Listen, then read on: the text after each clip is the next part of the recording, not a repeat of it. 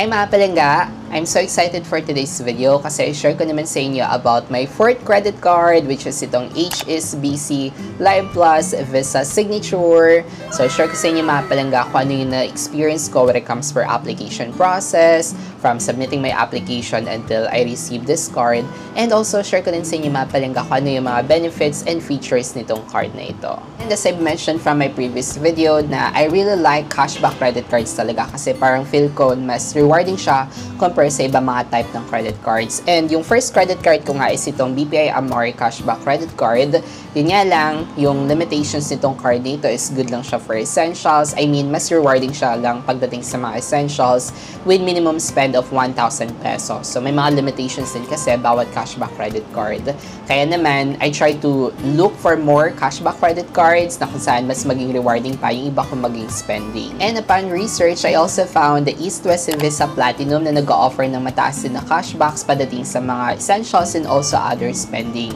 So I submitted my application kay East West that time. Yun nga lang, sobrang tagal ng kanilang process o yung kanilang application process. And nafe-feel ko na baka hindi ako ma-approve, madi-decline lang yung application ko. Kaya during that time na nag-aantay ako ng result kay East West, naisip ko na magkaroon ako ng backup na ibang application. Kaya naman, I submitted an application kay HSBC for HSBC Live Plus Visa Signature. Noong October 1, I submitted my application dun sa official website ni HSBC. So, in-access ko lang yung kanila official website and then clinic ko lang yung apply button dun sa HSBC Live Plus na ina-offer nilang card.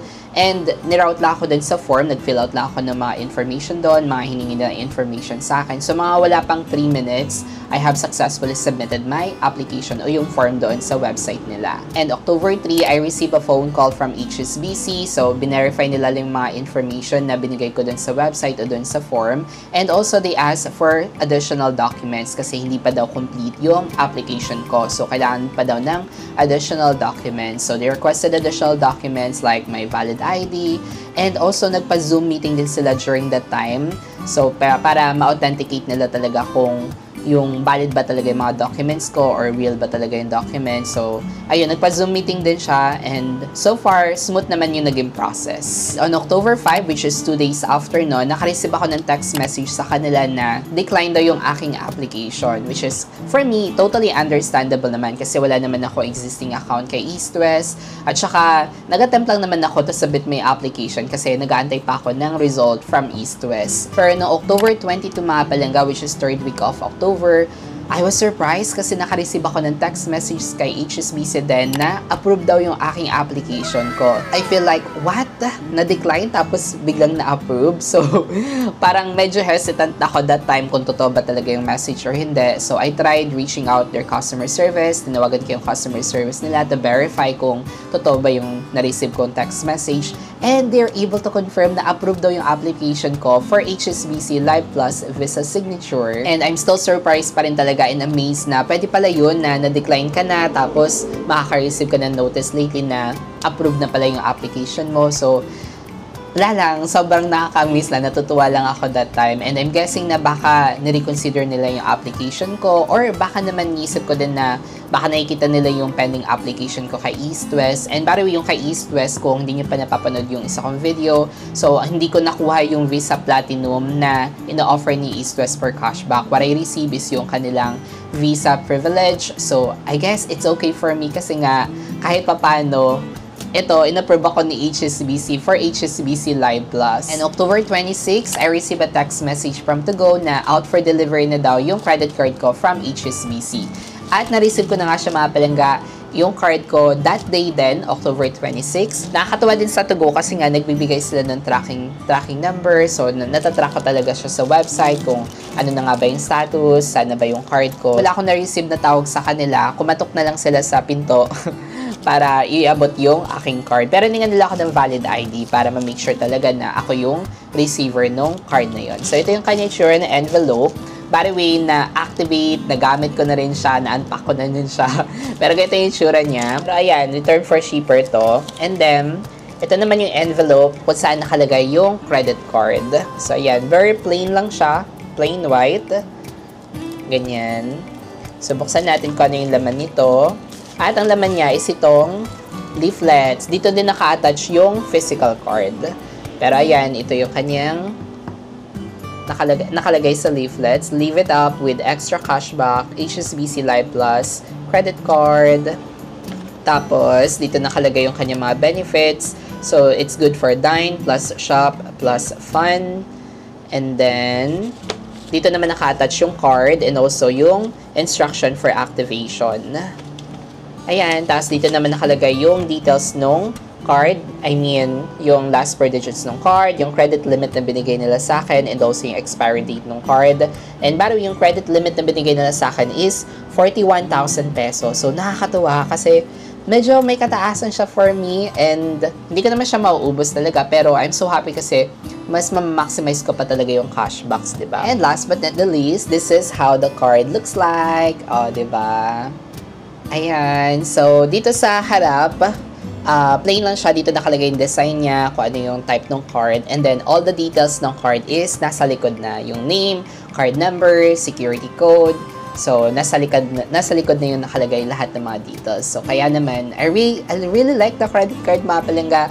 Sobrang bet ko yung hitsura ng physical card niya. Ayan.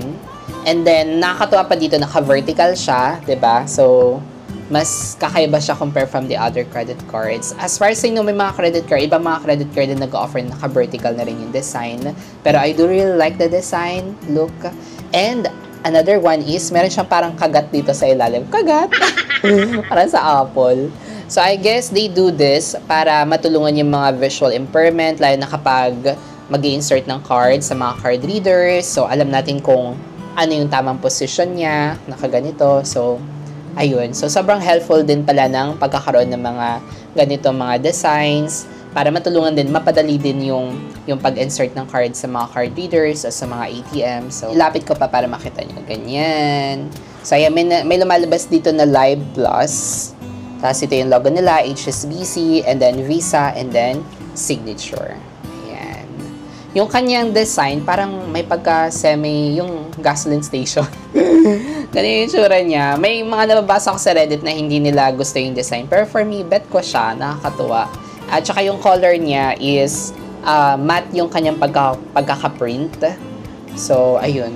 Honestly, okay siya for me. Para na-activate ko na rin siya at napirmahan ko na rin yung likod ng card. And now, for exciting part, let's talk about the benefits of this HSBC Live Plus Visa Signature. So, using this card, mga palangga, we can earn up to 8% pagdating sa mga dining, sa mga restaurants. So, kapag kakain tayo sa mga restaurants, so we can earn up to 8% cashbacks.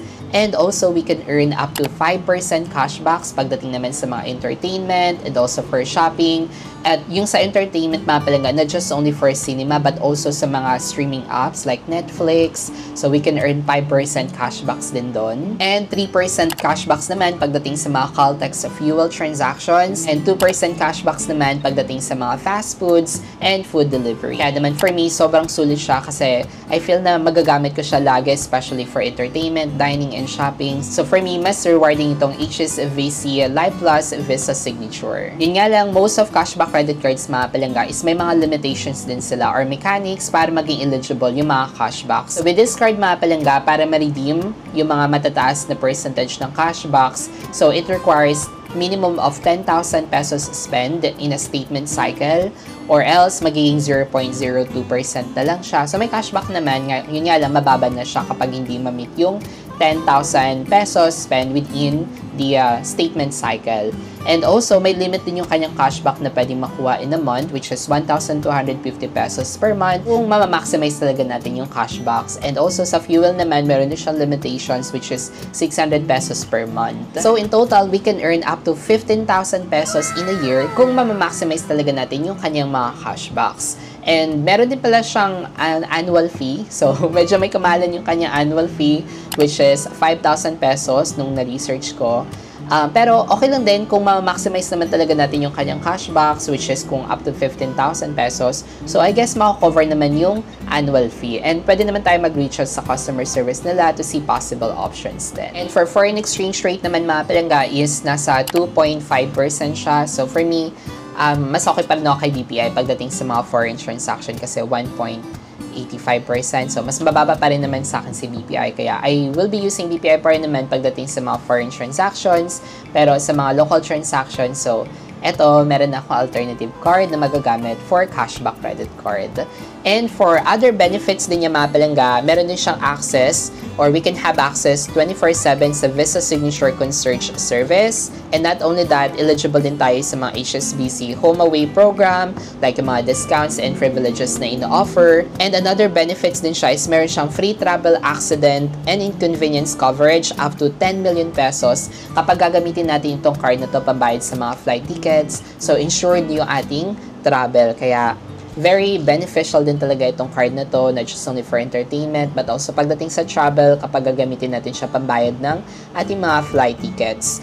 And another one is they offer 0 installment up to 36 months in over 300 establishments in the country. And honestly, madami pa mga mechanics and features itong HSBC Live Plus Visa Signature, and we will explore those mga palangga sa mga incoming videos pa natin. But finally, I was able to achieve another cashback credit card. So this is my second cashback credit card, and I'm so happy kasi meron na akong magagamit for other spending, not just only for essentials, yung Amore ko, but also with entertainment and for shopping. So I'm very happy na meron na ako additional at na-achieve ko itong card na ito. And super thankful din talaga ako kay HSBC for considering my application. Try nyo din mga palangga, wala akong savings account kay HSBC but you're able to consider my application.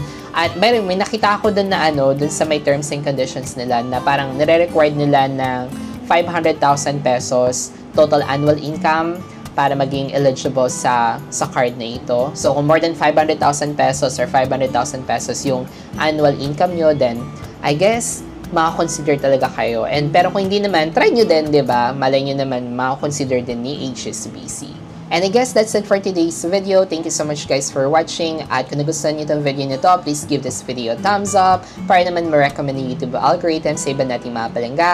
And please click sa subscribe button na din if you haven't already, if you want more contents like this. Maraming salamat sa panonood. Ako muli ang inyong palagang si John Paul. And always remember to be kind to yourself and to others.